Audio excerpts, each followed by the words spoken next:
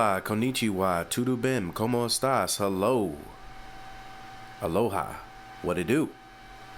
Welcome to the J-Boy Sports Podcast, where you can like, share, subscribe, and comment, and I would greatly appreciate it. And even if you don't love everything that I'm saying, you can still help a brother out. It costs you nothing to do so.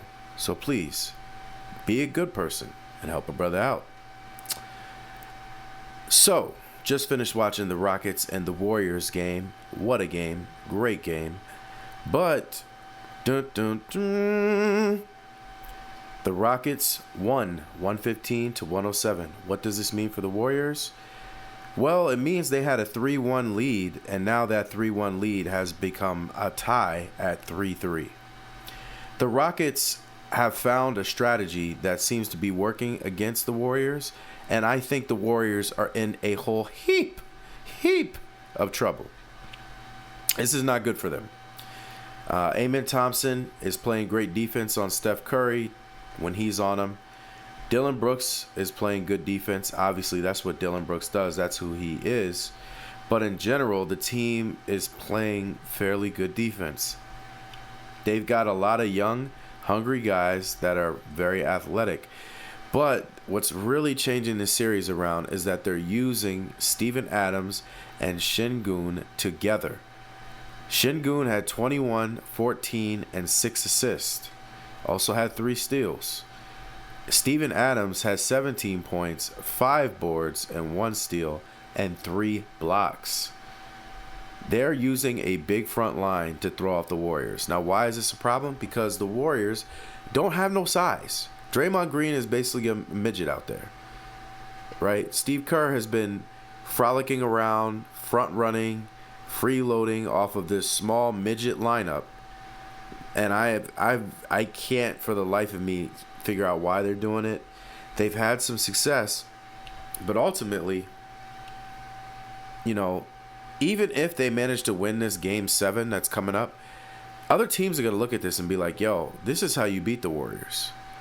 Which everybody knew already, but what I'm seeing a lot of is them using Sengun and Adams together and just controlling the boards. And both of those guys are doing a good job of playing defense out on the perimeter. And they're providing the right help.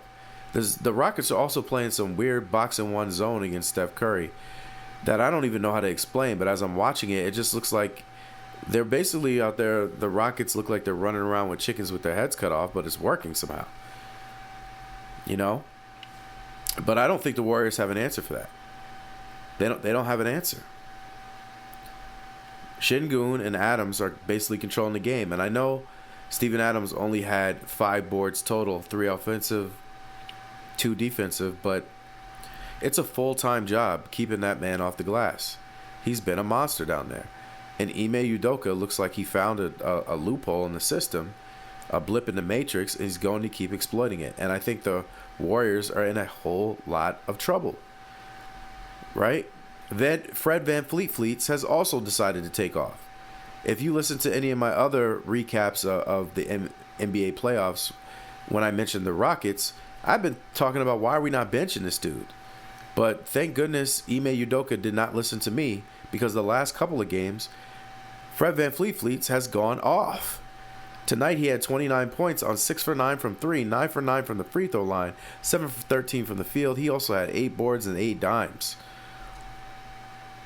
Fred VanVleet's played like the best player in the NBA tonight, which we know he's not. But, the man's balling. And I can't believe I'm saying that, because I thought they should have benched him before he was shooting so poorly. But it's gone in the exact opposite direction as of right now. And I think the Warriors are in a lot of trouble. They're playing this too big lineup. Fred VanVleet is taking off. Jaylen Green is still an absolute disappointment. The guy just...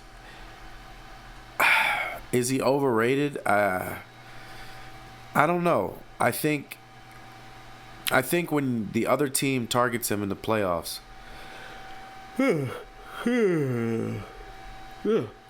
Excuse me. It's getting late. Late game.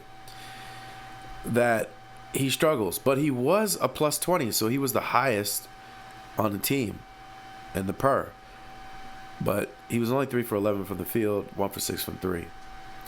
So I give him credit for competing, and it looks like he's trying to take better shots, but he just needs work. I still think Jaylen Green is very raw. He needs some more skill work. But there's talent there. There's definitely talent there. As far as the Warriors are concerned, Steph Curry also had 29 points. He was 6 for 16 from the 3, but he's only 9 for 23 from the field, so they did a good job of staying on top of him. Like, he kind of took over for a second, and I think the second quarter that was, and Sengun didn't come up on a screen. Steph Curry banged a 3, and then he hit like the next 5 shots, and I was like, bro, that's why you got to step up on them screens, man. You can't be letting Steph do that. You can't let him get one lick of daylight. But he had 29. Jimmy Butler had 27. Draymond tripped in with a bummy 8, 5, and 7. That's what he does normally. Had 4 turnovers, which is horrible because he only had 7 assists. But, you know, the Warriors are in a lot of trouble. Moody had 13, and Brandon Brzezinski had 10. And Buddy Hield had 0 in 17 minutes. So that was, he had a disaster of a game as well. But the Rockets are dominating this. They're being more physical. It just reminds you of what happened to the Warriors back in 2016. And so, I mean, what does this mean? What's going to happen? I don't know. But I'd have to say the Rockets have the advantage right now. And if Steph loses this hurts his legacy, in my opinion. Because you already gave up one of these, and now you're doing it again. Now, ultimately, to be honest, I don't expect the Warriors really to be good at all. I did not expect them to be good at all. I expect them to get their back cracked, pause no diddy, the way they started off the series getting their back cracked, pause no bad boy. 3-1. And it's not because the Rockets are trash. I just, actually, excuse me, I messed up that whole analogy. I expected them to be down 3-1 is what I meant to say. Because they're just a small team. I think the Rockets are more physical, much bigger. And I like Ime. I like Ime over Stephen Kerr. I just think Stephen Kerr is overrated. He does a lot of wild flamingo type activities. Benching Kuminga is ridiculous. He got rid of James Wiseman, who's hurt right now, but maybe he's back. I don't know. But the Pistons were in the offs and he still wasn't activated. I think he tore his MCL or something like that. But he got rid of Wiseman, who was a high draft pick. And I just don't know with Steve Kerr. Emily got to go to sleep after this video. Excuse me. But I don't trust Kerr. I don't like how he can't develop people. He only has one system. He can only run this system. He doesn't know how to run it in a way so that big man can eat or more athletic wing players. He just doesn't really give you the opportunity to truly grow. He got rid of Jordan Poole as well because he let his wild orangutan of a pet, Draymond Green, punch him in the face and messed up his light-skinned confidence. Can't be messing up light-skinned confidence, man. You know, we only got but so much. And I don't really consider myself that light-skinned, actually. But I'm not dark-skinned, so I'm in the middle. But with light-skinned people, you can't be messing up their confidence like that. It's hard for them to get it back. And that's what they did to Jordan Poole. And like I said, you let that wild orangutan, Draymond Green, punch him in the face. And, look at you, Steve. So, like I said, I think the Warriors are in a lot of trouble. They're not going to get any bigger tomorrow. Draymond Green, the only thing he can do is try to kick people in the nuts and act like he didn't do it. Steph Curry, they're face guarding him. They're playing like a weird boxing one type zone. He's not getting open. So they're in a lot of trouble. I think they're in a lot of trouble. And all the momentum has shifted to the Rockets. And the Game 7 is actually at the Rockets' house. So, wouldn't wish this on my worst enemy in a basketball court. Y'all in trouble, boy. Y'all in trouble. Y'all's in troubles now. As my ancestors might say. So, that's all we have for this episode here.